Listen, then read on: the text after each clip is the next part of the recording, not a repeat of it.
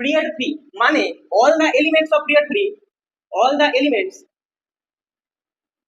of period 3 কটা করে atomic orbital থাকবে তিনটে করে তাই জন্য পিরিয়ড 3 দেখো 281 কটা অ্যাটমিক অরবিটাল তিনটে 282 কটা অ্যাটমিক অরবিটাল তিনটে এরকম করে তুমি যতই করো 287 কটা অ্যাটমিক অরবিটাল তিনটে তোমরা দেখো এতে কটা সেল ছিল কটা অরবিটাল ছিল একটা এতে 21 মানে অরবিটাল কটা হলো দুটো এতে কটা অরবিটাল হলো তিনটে এতে কটা অরবিটাল হলো চারটে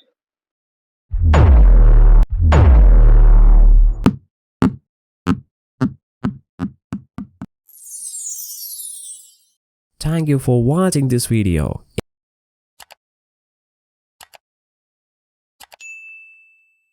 Okay, our next topic is comparison of atomic radii throughout across the period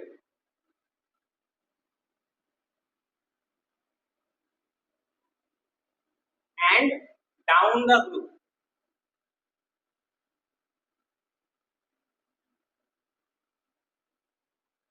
আমরা সকলেই জানি যে আমাদের টোটাল পিরিয়ড কটা আছে 7 periods are there and groups are total 18 but the problem is group 18 this is a noble gas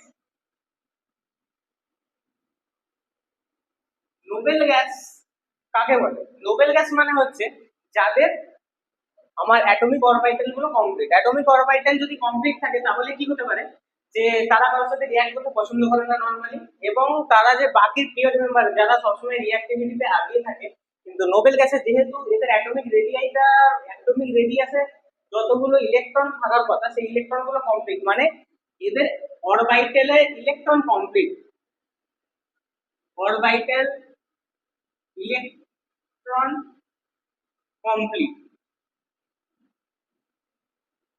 তাই জন্য এদেরকে নোবেল গ্যাস বলি কারণ এরা কারোর সাথে রিঅ্যাক্ট করতে পছন্দ করে তোমরা যদি একটা এক্সাম্পল নাও নোবেল গ্যাসের তাহলে আমি বলবো হিলিয়াম একটা নোবেল গ্যাস নিয়ন একটা noble gas argon is a noble gas helium কত atomic number 2 neon atomic number 10 argon atomic number 18 তোমরা যদি ইলেকট্রনিক কনফিগারেশন করো sp-df এ করো বা kn-m এ করো যাই করো তোমরা পাবে যদি kn-m এ করি তাহলে এটা 2 আর যদি sp-df এ করি তাহলে 1:2 neon atomic number 10 if we do electronic configuration then we get 2 and 8 and if I do SPDF then 1:2 2:2 2p 2p6 6 to 8 to 10 and now argon 2 8 8 and in SPDF 2:2 1 2:2 2p6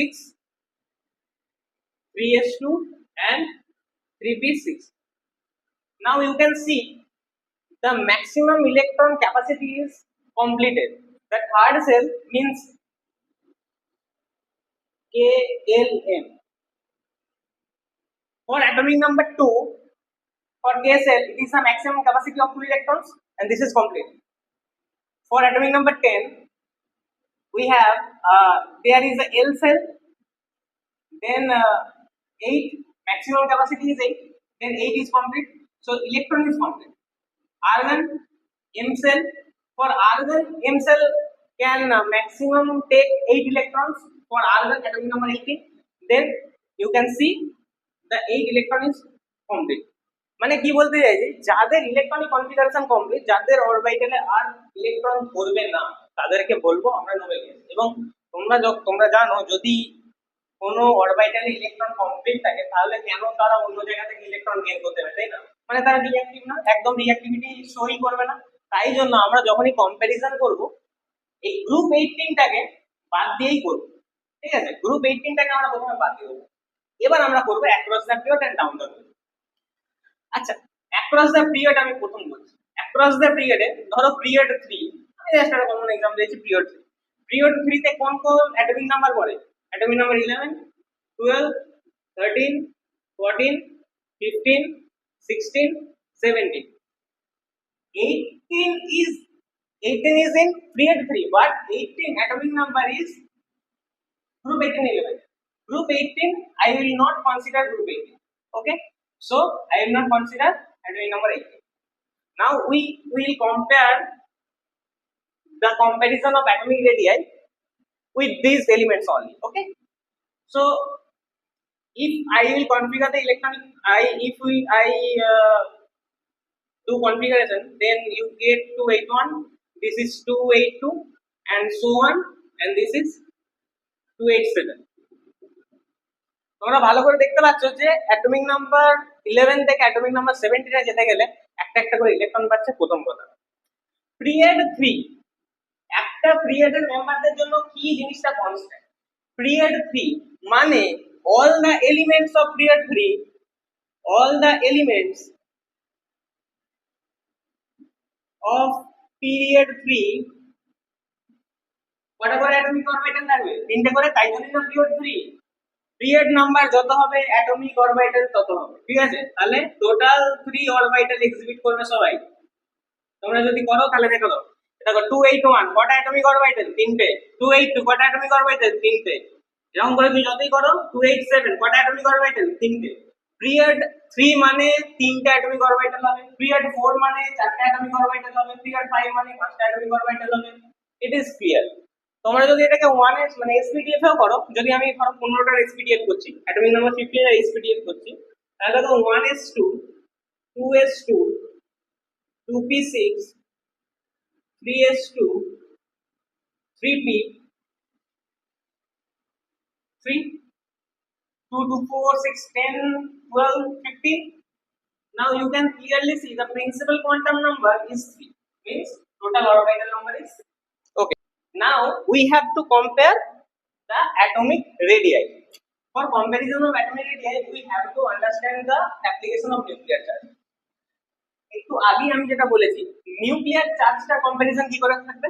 যে আমার অ্যাটমে যতগুলো proton থাকবে, যতগুলো আমার proton থাকবে তার nuclear charge তত বেশি হবে। মানে ধরো এতে কটা, এটা অ্যাটমিক নাম্বার 11, এতে প্রোটন কটা আছে? 11 প্রোটন আছে, তাহলে এর অ্যাটমিক, এর নিউক্লিয়ার চার্জ ধরে নাও 11 প্লাস, এর কত হবে? 17 প্লাস, কারণ 17 প্রোটন আছে, তাহলে এর থেকে এর চার্জটা অনেক বেশি। 11 প্রোটনের থেকে 17 প্রোটনের চার্জটা অনেক বেশি। তার মানে অ্যাটমিক নাম্বার 11 এর থেকে অ্যাটমিক নাম্বার 17 এর নিউক্লিয়ার চার্জ অনেক বেশি হবে। তাহলে আমি যত অ্যাক্রস দা পিরিয়ডে যাচ্ছি, অ্যাক্রস দা পিরিয়ড মানে লেফট টু রাইট, এটা কেউ রাইট টু লেফট করে দিও না, লেফট টু রাইট অলওয়েজ। যত আমরা লেফট টু রাইট অ্যাক্রস দা পিরিয়ডে যাচ্ছি, আমার নিউক্লিয়ার চার্জটা কি হচ্ছে? বাড়ছে, ইনক্রিজিং। ইনক্রিজিং কেন?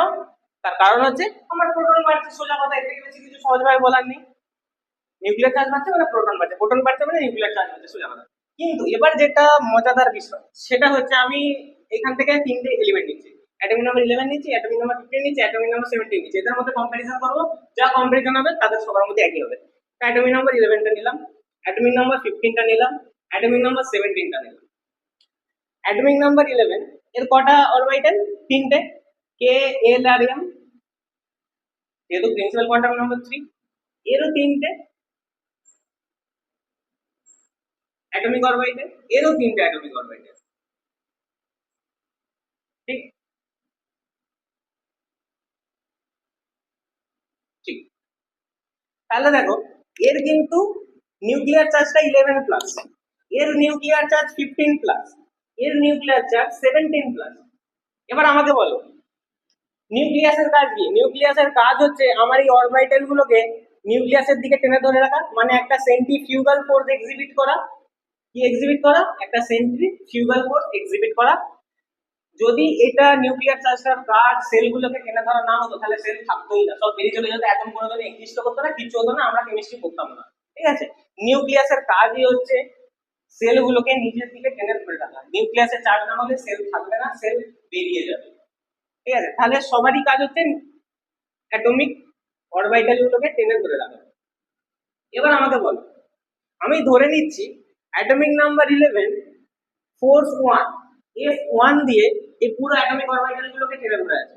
সিমিলারলি অ্যাটমিক নাম্বার 15 এক্সিবিট করছে F2 এইটাকে টেনে ধরার জন্য, আর F3 এক্সিবিট করছে, মানে এই F3 ফোর্স দিয়ে এই অরবিটাল গুলোকে টেনে ধরে আছে। অ্যাটমিক নাম্বার 15 F2 ফোর্স দিয়ে অ্যাটমিক অরবিটাল গুলো টেনে ধরে আছে, আর অ্যাটমিক নাম্বার 11 F1 ধরে অ্যাটমিক অরবিটাল গুলো টেনে ধরে আছে। এবার তোমরা দেখতে পাচ্ছ যে নিউক্লিয়ার চার্জ যত বাড়ছে, নিউক্লিয়ার চার্জ বাড়ছে মানে কি, আমার যদি চার্জ বেড়ে যায় আমি জোরে টানবো কি আস্তে টানবো? আমার চার্জ বেড়ে গেলে আমি বেশি শক্তিশালী হবো। তার মানে যত আমি আস্তে আস্তে এগোচ্ছি আমার নিউক্লিয়ার চার্জ বাড়ছে, নিউক্লিয়ার চার্জ বাড়া মানে কি আমার ফোর্সটাও বাড়ছে। তার মানে ক্লিয়ারলি আমি বলতে পারি যে F1টা যেটা হবে সেটা F2 থেকে ছোট, মানে কম হবে, লেস হবে, আর F3টা আমার সব থেকে বেশি এখানের মধ্যে। ক্লিয়ারলি? এবার তুমি আমাকে বলো, ধরো আমার সামনে একজন দাঁড়িয়ে আছে, আমি তাকে F1 ফোর্স দিয়ে টানছি প্রথমে, তো তার আমার মধ্যে একটা ডিসটেন্স ক্রিয়েট হলো। এবার আমি আমার ফোর্সটা বাড়ালাম, আমি তাকে F2 ফোর্স দিয়ে টানছি, তো আমার আর তার মধ্যে ডিসটেন্সটা আরো কম হলো। এবার আমি ফোর্সটা আরো বাড়ালাম, দিয়ে তাকে F3 ফোর্স দিয়ে টানছি, যেহেতু F3 ফোর্সটা সব থেকে আমার বেশি আর F1টা সব থেকে বেশি কম। তাহলে যখন আমি F3 ফোর্স দিয়ে টানবো তার আমার আর তার মধ্যে ডিসটেন্সটা আরো কমবে। তাহলে তোমরা ক্লিয়ারলি বুঝতে পারছো, যত আমার ফোর্সটা বাড়ছে, যত আমার ফোর্সটা বাড়ছে, যত আমার ফোর্সটা বাড়ছে, আমার কম্প্রেসিং ক্যাপাসিটিও বাড়ছে। কি বাড়ছে? Compressing capacity. মানে যত আমার ফোর্সটা বাড়বে আমার অ্যাটমের রেডিয়াসটা কম্প্রেস হবে। কম্প্রেস হবে মানে কি? ছোট হবে। ঠিক আছে, কারণ আমি বেশি ফোর্স দিয়ে টানছি, বেশি ফোর্স দিয়ে টানা মানে কি আমার অ্যাটমিক অরবিটালটা কম্প্রেস হবে, আর কম্প্রেস হওয়া মানে আমার অ্যাটমিক রেডিয়াসটা ডিক্রিজ করে। তাহলে এ থেকে আমরা কি বুঝতে পারি যে অ্যাক্রস দ্য পিরিয়ড যত আমি লেফট টু রাইট যাব, যত আমি left to right across the পিরিয়ডে যাব, আমার অ্যাটমিক অরবিটাল কি করবে? অ্যাটমিক অরবিটাল ডিক্রিজ করবে। অ্যাটমিক অরবিটাল ডিক্রিজ করে। কেন করবে? না আমার কম্প্রেসিং ক্যাপাসিটি বেড়ে যাচ্ছে, নিউক্লিয়াসের মধ্যে চার্জ বেড়ে যাচ্ছে, মানে ফোর্স বেড়ে যাচ্ছে, তার টানটা বেড়ে যাচ্ছে। যখনই বেড়ে যাবে সে আরো জোরে জোরে টানতে চাইবে, যখনই জোরে টানতে চাইবে তার সাইজটা কম্প্যাক্ট হবে। আমি আমি ধরো প্রথমে 11 অ্যাটমিক নাম্বার আছে, আমি লাস্ট সেলটাকে টানছি, উপরে টানছি, ঠিক আছে, এটা একটা কম্প্রেস হলো, আমার ফোর্স হঠাৎ করে বেড়ে গেল, আমি লাস্ট সেলটাকে আরো জোরে টানবো, মানে লাস্ট সেলটা আরো আমার দিকে সরে এলো। যখন আমি 17 চলে গেলাম আমার ফোর্সটা আরো বেড়ে গেল, তখন আমি লাস্ট সেলটাকে আরো জোরে টেনে ধরলাম, তার মানে কি আরো জিনিসটা কম্প্যাক্ট হয়ে যাচ্ছে। যখনই কম্প্যাক্ট হবে আমার কি হচ্ছে? অ্যাটমিক রেডিয়াসটা ডিক্রিজ করে। তাহলে left to right across the পিরিয়ডে আমার অ্যাটমিক রেডিয়াসটা, অ্যাটমিক অরবিটাল ইজ ডিক্রিজিং। মানে আমি যত এই দিক থেকে এই দিকে আমি যাব, মানে অ্যাটমিক নাম্বার 11 এর অ্যাটমিক রেডিয়াস সব থেকে বেশি এই পিরিয়ডের মধ্যে, তারপর 12, তারপর 13, এরকম করে যেতে যেতে লাস্ট কালে 70, মানে atomic number 17 has the least atomic radius in this period. I am talking about period number 3. আমি एग्जांपल নিয়ে দিয়েছি period number 3। তো period number 3 তে আমার সবথেকে বড় অ্যাটমিক অরবিটাল, মানে সবথেকে বড় অ্যাটমিক রেডিয়াস যা হবে সেটা হচ্ছে অ্যাটমিক নাম্বার 11, এন্ড সবথেকে ছোট, সবথেকে স্মল, সবথেকে কম্প্যাক্ট যার অ্যাটমিক অরবিটাল হবে সেটা হচ্ছে আমার অ্যাটমিক নাম্বার 7। তো আমাদের অ্যাক্রস দ্য পিরিয়ড বোঝা গেছে, সবাই একটু নোট ডাউন করে নেবেন। অ্যাক্রস দ্য পিরিয়ড কিন্তু ব্যাপারটা মিটে গেল। এবার আমি আসছি অ্যাক্রস দ্য পিরিয়ড আমাদের হয়ে গেল। এবার আমি আসি down the group. Down the গ্রুপে আমি যদি গ্রুপ 1 এর কথা বলি, গ্রুপ 1 এ কে কে আছে? গ্রুপ 1 এ আমার অ্যাটমিক নাম্বার 1 থাকে, অ্যাটমিক নাম্বার 3 থাকে, অ্যাটমিক নাম্বার 11 থাকে, অ্যাটমিক নাম্বার 19 থাকে, এন্ড সো অন। সবগুলো লিখছে না, চারটে কম্পারিজন করলে আমার মনে হয় আস্তে আস্তে তোমাদের বোঝা হয়ে যাবে। তো 1, 3, 11, 19 আমি আস্তে আস্তে কম্পেয়ার করব। তুমি যদি এর ইলেকট্রনিক কনফিগারেশন করো তাহলে হয় কি 11 1, এটা হয় 2 1, এটা হয় 2 8 1, এটা হয় 2 8 8 1। তাহলে দেখো তোমরা একটা জিনিস খেয়াল করবে কি হচ্ছে এখানে, প্রত্যেকটাতে দেখো ভ্যালেন্স ইলেকট্রন, প্রত্যেকটাতে ভ্যালেন্স ইলেকট্রন, মানে লাস্ট সেলের ইলেকট্রন কিন্তু কনস্ট্যান্ট। ডাউন দি গ্রুপে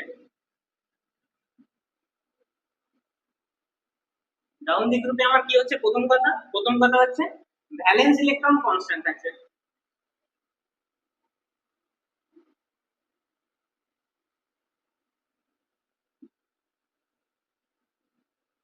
ভ্যালেন্স ইলেকট্রন আমার কনস্ট্যান্ট থাকছে।